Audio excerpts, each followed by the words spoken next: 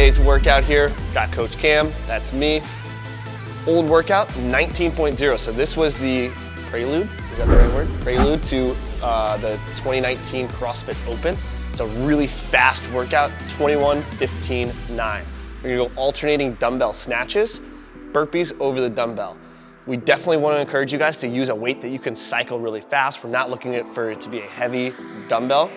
Ideally, this workout should be something that's less than 5 minutes. So think about more of that Fran type feeling when it's all said and done.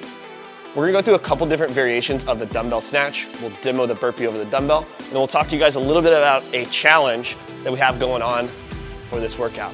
So first thing first, I'm gonna have Manny just show us our classic setup, right? Feet are gonna be on either side of the dumbbell, hips slightly back, chest is gonna be over that dumbbell.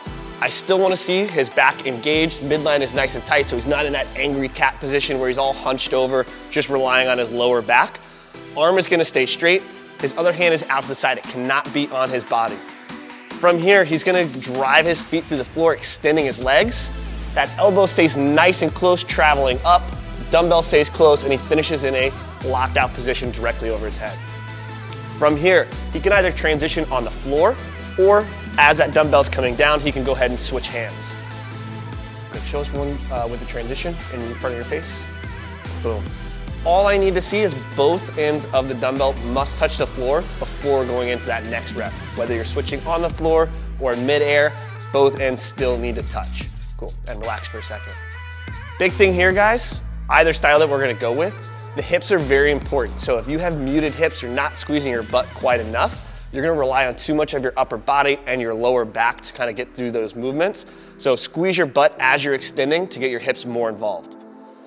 That's gonna be our more classic setup.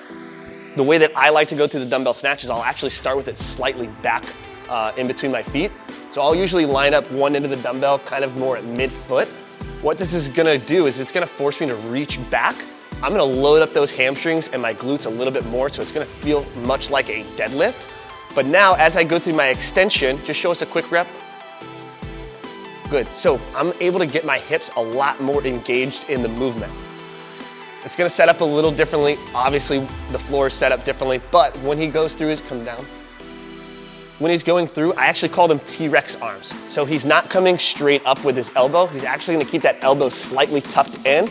The dumbbell will be a little bit in front of your body before continuing up. So if you can kind of go slow, just to kind of exaggerate that position. Elbow in, good. So it kind of mimicked a little bit of that bicep curl. That's not what we're looking for, but that's kind of the position that you'll be in at a much faster speed. Show us a couple quick reps that way, coach. Good, that's a no rep. Both ends of the dumbbell must touch the floor. There we go. And relax. So either style is gonna be okay. If you wanna go with more of the swing style, really exaggerating your hip involvement in the movement, that's totally fine. If you wanna make it more of the traditional dumbbell snatch, going just straight up, elbow high to the ceiling before going into that punch, either style is gonna be good. The swing is gonna be a little bit faster cycle speed. So if you are looking for that fast time today, I would highly encourage you guys do that. Once you finish your set of dumbbell snatches, you're gonna start on one side of the dumbbell. I try to line my feet up right with the dumbbell. This is gonna ensure that I'm in the same spot when my feet come up, so I'm already ready to jump over that dumbbell. But our classic burpee, you're gonna come chest, hips, and thighs all to the floor. You're gonna pop up with both feet, and you have to jump with both feet directly over the dumbbell. Good, that's one rep. So as soon as those feet hit the floor, that completes the rep. And then you'll go into one more and freeze. Cool. Big thing that we see on this, there's no stepping over. You can't hop over. You can't jump behind the dumbbell. So can you show us jumping behind the dumbbell? So if he doesn't bring his feet up enough and he kind of scoots behind it, he's not actually jumping up high enough to clear the dumbbell. Those are no reps. So you must get both feet at the same time coming directly over the top of that dumbbell. It's gonna add a little bit more of a burn in those quads, get that heart rate up for you guys. Cool? You remember what you got on this workout? Definitely not. That's entirely not true with those little short limbs that you have. So you guys will go through 21 alternating dumbbell snatches, 21 burpees over the dumbbell, 15, 15, 9, and 9. When you guys are done, video your workout. We're gonna do a wild card giveaway. So if you tag Northeast CrossFit with a video, whether that's in your IG story, a post, a Facebook post, anything like that with today's workout, 19.0.